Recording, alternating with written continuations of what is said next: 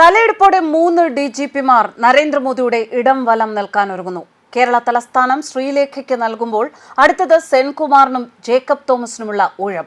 Senkumar governor ആകുമെന്നും Jacob Thomas രാജ്യസഭാ എംപിയോ മറ്റെന്തെങ്കിലും സ്ഥാനങ്ങളുമോ ഏറ്റെടുക്കുമെന്നും സൂചന. സംശുദ്ധമായ സർവീസിലിരുന്ന് വിരമിച്ചവർ എന്ന പേരാണ് ഇവർ മൂന്നാൾക്കും. നമുക്കറിയാം, ലോക്നാഥ് ബെഹ്റയെ പോലുള്ളവർക്കിടയിലാണ് ഇവർ വ്യത്യസ്തരാകുന്നത്. അത് ഈ ഒരൊറ്റ കാരണം കൊണ്ടാണ്.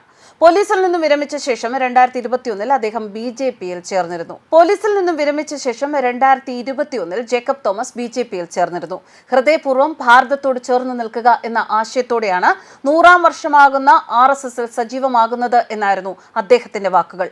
1997 മുതൽ തന്നെ RSSൽ ആകൃഷ്ടനായിരുന്നു.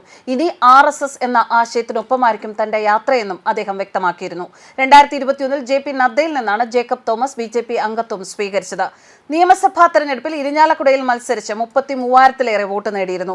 അതേസമയം നിലവിൽ ജേക്കബ് തോമസ് BJPയിൽ പദവികളൊന്നും വഹിക്കുന്നില്ല.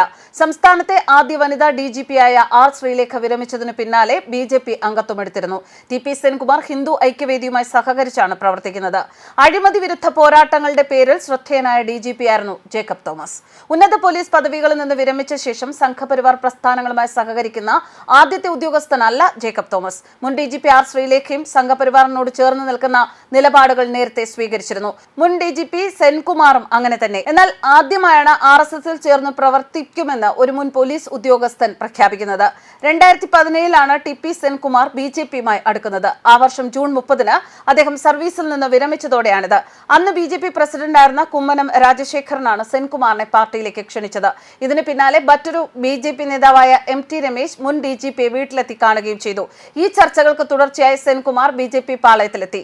പാർട്ടി പ്രവേശനത്തിനു പിന്നാലെ കുട്ടനാട് ഉപതെരഞ്ഞെടുപ്പുൾപ്പെടെ പല തെരഞ്ഞെടുപ്പുകളിലും സ്ഥാനാർത്ഥി പട്ടികയിൽ സെൻകുമാറിന്റെ പേരിടം പിടിച്ചിരുന്നു. 2021 ജേക്കബ് തോമസ് BJP അംഗത്വമെടുത്തത്. തൃശൂരിൽ JP നദ്ദ പങ്കെടുത്ത സമ്മേളനത്തിൽ വെച്ചായിരുന്നു അദ്ദേഹം പാർട്ടി അംഗത്വമെടുത്തത്. കഴിഞ്ഞ നിയമസഭാ തെരഞ്ഞെടുപ്പിൽ ഇരിങ്ങാലക്കുട മണ്ഡലത്തിൽ മത്സരിക്കുകയും 33,685 വോട്ട് നേടുകയും ചെയ്തു.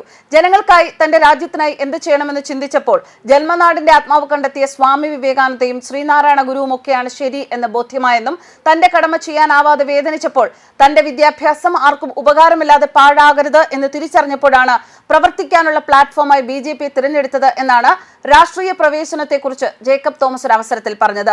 പോലീസിൽ നിന്ന് മാത്രമല്ല, മറ്റ് സിവിൽ സർവീസ് രംഗത്തു നിന്നും BJPയിൽ ചേർന്ന പ്രമുഖ വ്യക്തിത്വങ്ങളുണ്ട്. അതിലൊരാളാണ് അൽഫോൻസ് കണ്ണന്താനം. 2006 കോട്ടയം കാഞ്ഞിരപ്പള്ളി നിയമസഭാ മണ്ഡലത്തിൽ നിന്ന് ഇടത് സ്ഥാനാർത്ഥിയായി വിജയിച്ച അദ്ദേഹം 2011 BJPയിൽ ചേർന്നത്. 2017 നടന്ന ക്യാബിനറ്റ് പുനഃസംഘടനയിൽ കേന്ദ്ര IT ടൂറിസം സഹമന്ത്രിയായി. O രാജഗോപാലിന് ശേഷം കേരളത്തിൽ നിന്ന് കേന്ദ്രമന്ത്രിയാവുന്ന മലയാളിയുമായി അദ്ദേഹം. BJPയിൽ ചേർന്ന ശേഷം രാഷ്ട്രീയത്തിൽ സജീവമായ മറ്റൊരു ഉദ്യോഗസ്ഥനാണ് നിലവിലെ Bengal ഗവർണറായ Shri CV Ananda Bose. 1977 batch IAS ഉദ്യോഗസ്ഥനാണ്. എഴുത്തുകാരൻ കൂടിയായ ആനന്ദബോസ്. 2022 നവംബർ 17 അദ്ദേഹം പശ്ചിമ ബംഗാൾ ഗവർണറായി ചുമതലയേൽക്കുന്നത്.